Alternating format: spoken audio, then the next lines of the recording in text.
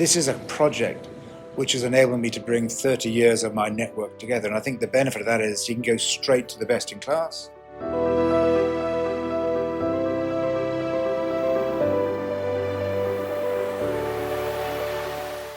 Hi everyone, I'm Asha from the Intelligent Enterprise Institute. I'm here at Frameless in London, and I'm here with Richard Relton, the CEO of Frameless. Thank you for joining us today. My pleasure. I just want to say, lovely exhibition. The color and motion was really interactive. I really love every room. So could you please tell us more about how you got this started, how you got the entire team together, what started this idea? I mean, what I would say first, we've been open for 3 weeks and 4 days, so this is the start of a journey, but the journey actually began about 3.5 years ago when I visited a phenomenal digital art experience in Tokyo. You might have heard of it, called, it's under the Team Lab brand, but it's called Borderless. And I saw something, 100,000 square foot site. I thought it was like digital eye candy, but it was the most mesmeric display of different experiences, which had huge numbers. And it kind of, I stood there watching and just seeing this incredible breadth of age groups and demographics. And I did some research, and I think it attracted over 2.5 million people in the first year of opening. So that pricked my curiosity. Since then, I've done a lot of research, a lot of travel around the world. I was committed to try to create something comparable in the UK, where there's nothing of its kind. And I guess what you see at Frameless today is the culmination of 3 years, having to raise the funding, having to find the venue, having to find a content partner, having to build a brand, building a merchandise business. So there's 4 or 5 businesses under the overarching Frameless brand. But and yeah, this is what we've created, and I'm glad you enjoyed it. Yeah, it's amazing. And how would you, let's say, explain the difference in experience of, let's say, this immersive exhibition compared to seeing, let's say, these works of like Van Gogh or Salvador Dali as they are? Well, I guess what you hopefully experience at Frameless is we're effectively taking the picture off the canvas. One of the challenges that galleries experience all over the world is engaging with a younger, broader audience. And what we do successfully here is we actually bring it to life through effectively taking the contents off the canvas, and we project it using different technical formats which enable you to actually step inside the painting. So there's 4 galleries here. The one you refer to is Color and Motion, which is our most interactive, where with motion heat tracking devices we can actually allow the visitors to actually engage, step inside, and actually help sort of populate the paintings by sweeping the brushstrokes off the floor and helping populate the painting on the walls. Gallery 3, the world around us, the most, I guess, arguably the most spectacular, that's projecting on 6 surfaces, which is an incredibly difficult projection form to pull off, and I think it's the first time we've ever seen it being delivered. So we've tried to be different, we've tried to push the technology, we've tried to make sure that we're ahead of the curve. The immersive space is incredibly competitive, so we needed to make sure we have a point of difference, and we'll have some relevance in 3, 5, 10 years' time.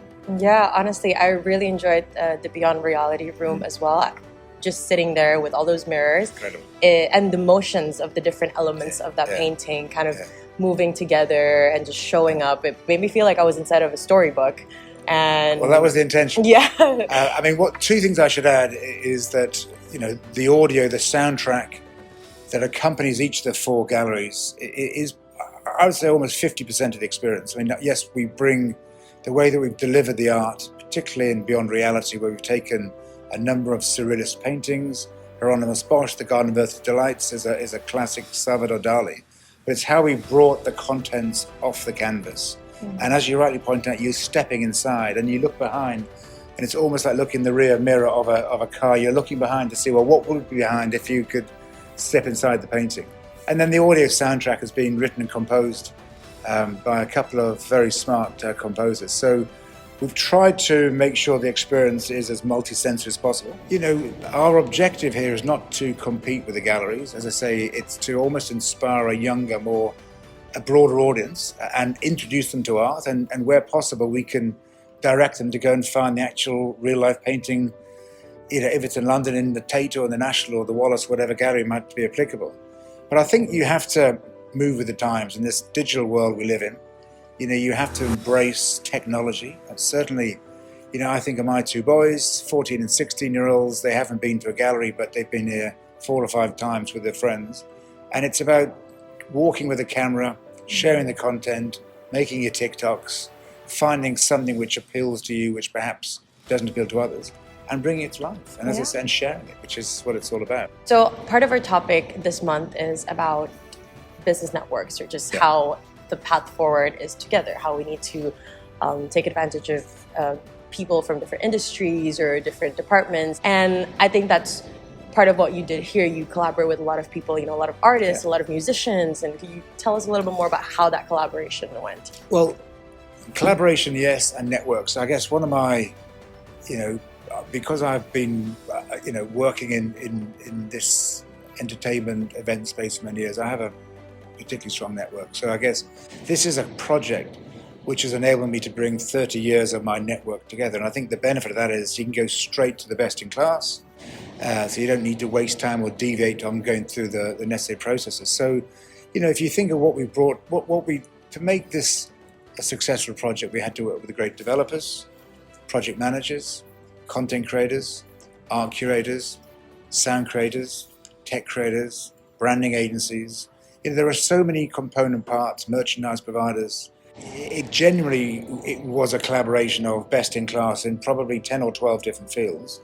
And collaboration is the key. I mean, the sum of the parts absolutely magnifies the individual skills of any one party. So by working with best in class in all those fields, you see today, we have a ranking on Google at 4.9, which is as good as they get. And that's down to all these individual parties coming together, working in a very sort of positive environment to create something special. Definitely agree. Well, thank you so much for your time.